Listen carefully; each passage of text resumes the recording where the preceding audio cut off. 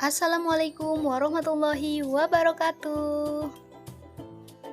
Halo teman-teman, perkenalkan nama saya Siti Aliyah dengan NIM 1107620006 dari kelas A Pendidikan Guru Sekolah Dasar Fakultas Ilmu Pendidikan Universitas Negeri Jakarta. Video pembelajaran ini dibuat untuk memenuhi tugas akhir semester mata kuliah dasar-dasar ilmu hukum dan ketatanegaraan. Dosen pengampu Ibu Dr. Nina Nur Hasanah, MPD. Pada video ini akan membahas tentang materi sumber hukum tata negara, bentuk negara, dan bentuk pemerintahan. Sumber hukum. Sumber hukum merupakan segala sesuatu yang menimbulkan aturan-aturan yang mempunyai kekuatan yang bersifat memaksa, yakni aturan-aturan yang kalau dilanggar mengakibatkan sanksi yang tegas dan nyata.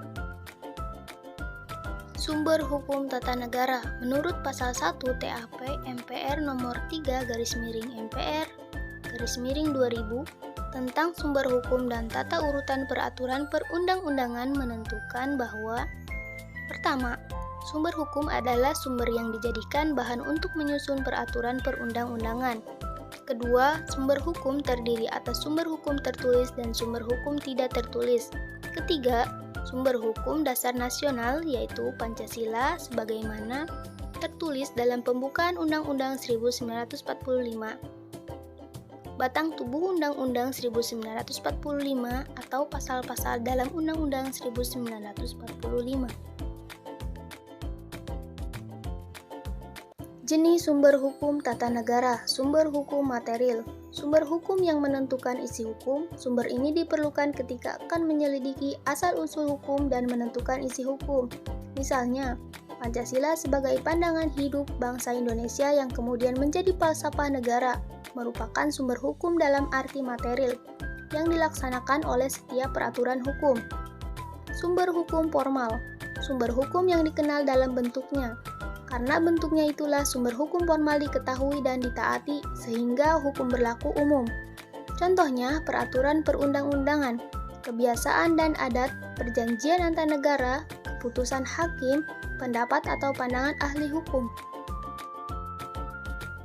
Bentuk negara. Bentuk negara merupakan batas secara sosiologis yaitu apabila negara keseluruhan tanpa melihat isinya. Dan secara yudiris, yaitu apabila negara hanya dilihat dari isinya dan strukturnya. Macam-macam bentuk negara. Zaman Yunani kuno, jumlah dari pemegang kekuasaan merupakan ukuran untuk membedakan bentuk-bentuk negara. 3 bentuk pokok dari negara pada masa Yunani kuno tersebut ialah monarki atau satu, oligarki atau beberapa, dan demokrasi atau rakyat. Zaman Pertengahan.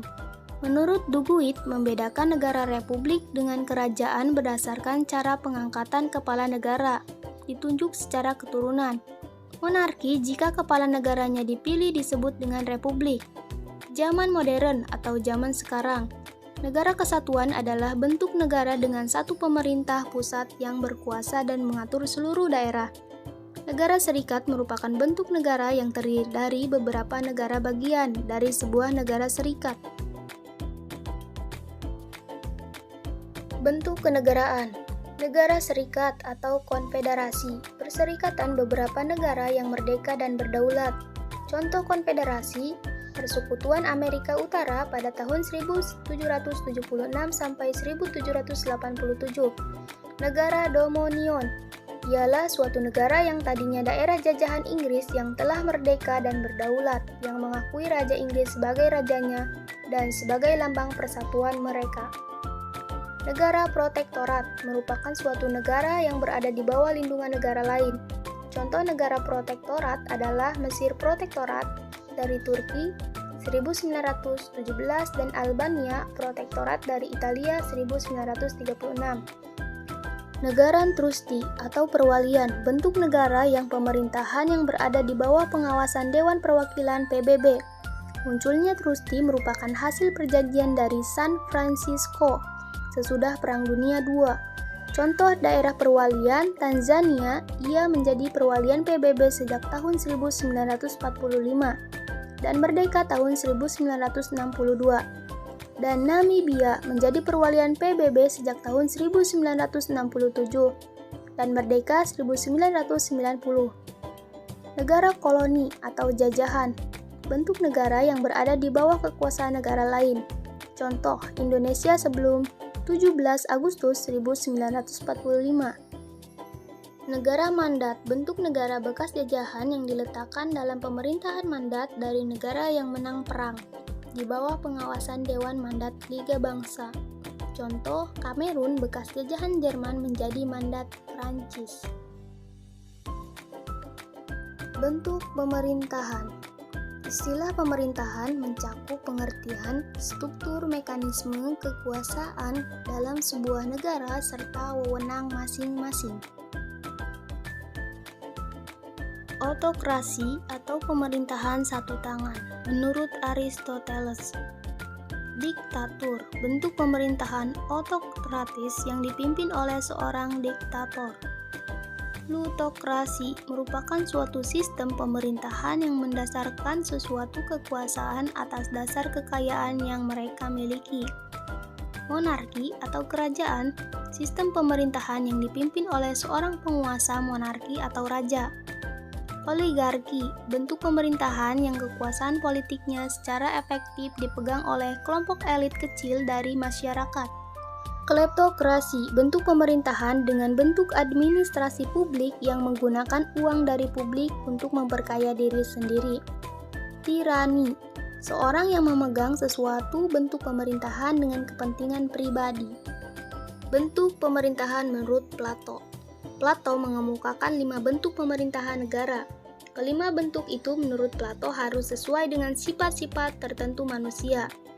Yang pertama, aristokrasi, yaitu pemerintahan yang dipegang oleh kaum cendekiawan yang dilaksanakan sesuai dengan pikiran keadilan.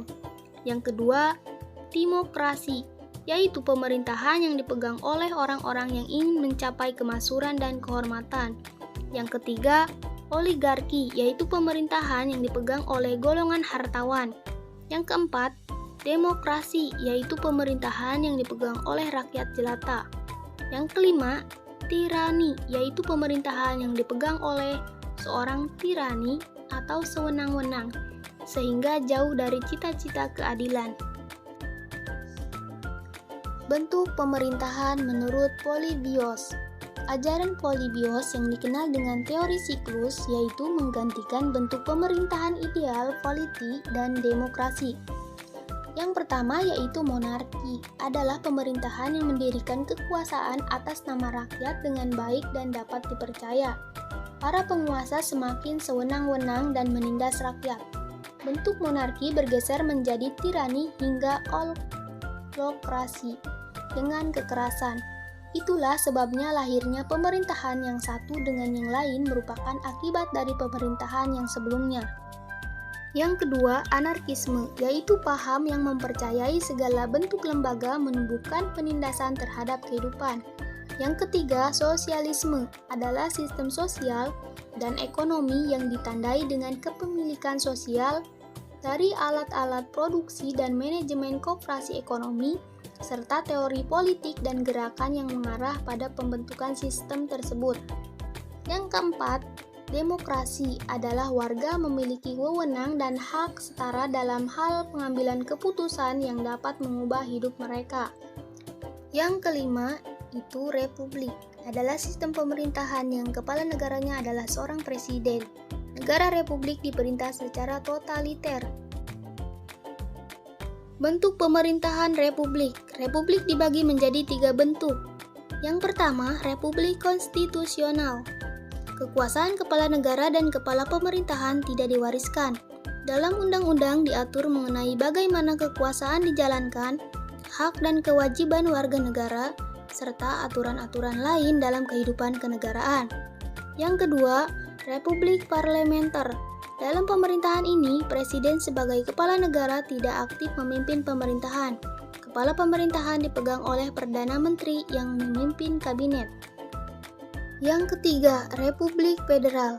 Federasi dari berbagai negara bagian dengan bentuk pemerintahan republik. Federasi adalah pemerintah pusat. Negara-negara dalam federasi juga menggunakan sistem federasi. Sekian dan terima kasih. Wassalamualaikum warahmatullahi wabarakatuh.